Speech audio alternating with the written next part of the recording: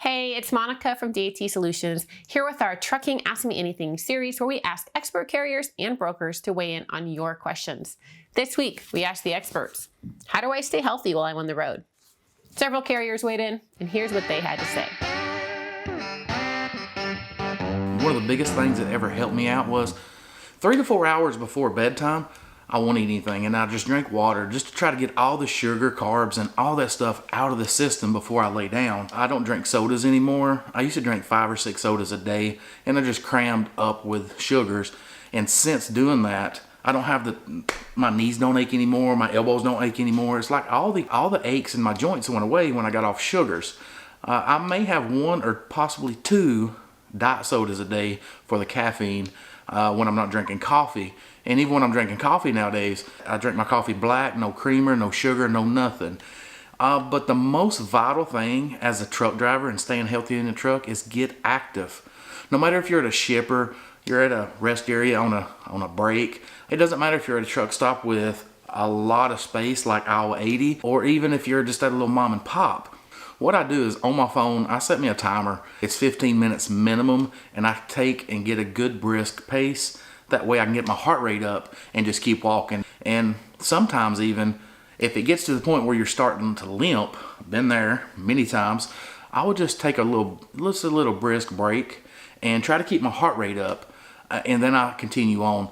But ideally, I want to do 30 minutes a day. For me, that's been the most beneficial in staying healthy while in the truck, where majority of the time we're sitting on our butt just driving down the road. A few things that I do to stay healthy on the road is I need to get proper rest. So with me getting proper rest, guess what? That's going to help me feel energized. That's going to make me want to go and drive for the day.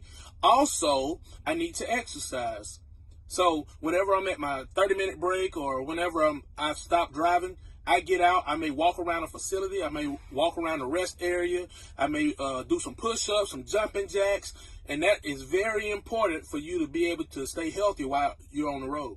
Another thing, and this is my last thing, that I do is you got to eat healthy. Eating healthy is #1 priority. You can't eat a lot of junk food and be driving. So you need to be able to eat healthy. You got to plan your day. You have to plan your meal plans just like you're planning your route from Atlanta to Texas. You have to plan. It is priority. So few things that I do to stay healthy on the road. Well, first recognize that you do have a health problem and start doing something about it. If you feel like you are 3 French fries from a heart attack, then maybe holding the steering wheel for 70 hours a week isn't for you. Spend less time driving and more time focused on what you can do to improve your health. If you go to get your DOT physical and you're having problems on passing it, instead of looking for the doctor that's going to be more lenient on passing you, recognize what those problems are and start working on it. One of the things that I did, my cholesterol was really high, and it really wasn't a problem on passing the DOT physical, but what I started doing is going down the road and listening to Audible books about how to lower cholesterol. That got me off of the cholesterol medicine, and I think that could help other people as well. Another big one that I think that would help out a lot of drivers is if they would, my bad habit used to be chewing tobacco. Disgusting. I know, I did it for a long time, but I used the nicotine patches and was able to quit that. And anyway, that would be my advice on it. #1, of course, don't have food in reach distance while you're driving. Don't put that little cooler right next to you. Have your water, have your coffee, that's it. Whenever I have a choice in a parking lot of a truck stop, I will go to the very last row that forces me to walk to the building for a long time, and also it helps with the doggy. Last row, nobody bothers you, he can run around, it gets you out too. I would always unload my own freight. It's LTL, frozen food, so gives me a lot of exercise. I also, as you can see, I have always a foldable bicycle with me. It fits nicely, like this big, through the window, the side window of my truck. I can get it in and out. It's 35 pounds. And I would, at my downtime, bicycle around excursions, you know, check out the surrounding of the truck. Resistance bands, you can put them up anywhere. And I would have them either outside my truck on some of those hinges or inside the truck when it's raining, and you just pull on them. It's fantastic. Of course, truck stop food, I stay away unless there are salads. No soda. Absolutely no soda. You think Mountain Dew is going to keep you awake? No. Black coffee.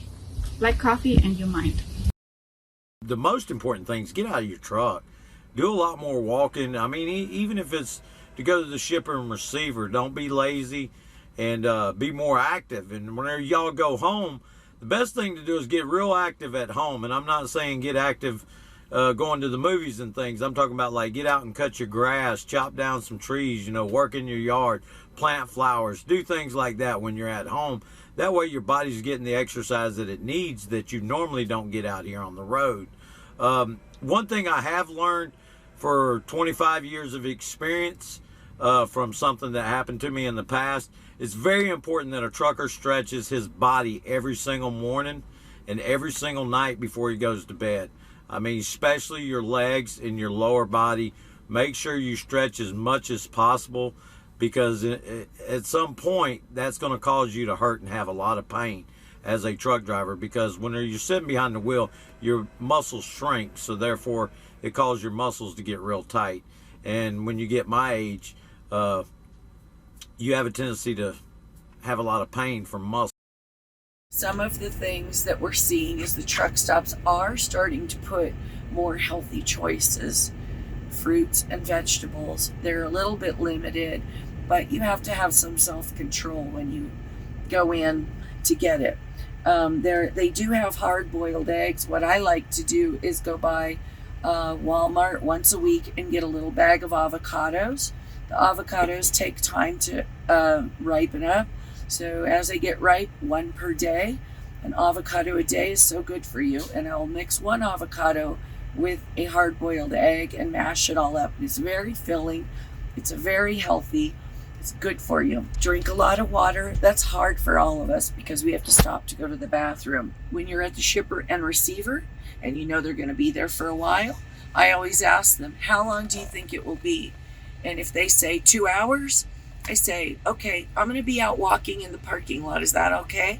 The last tip that I would give you is when you're done driving, get on the back of your bunk and lift your legs up as high as you can, even if you're putting your feet on the top bunk or against the wall, for at least 20 minutes.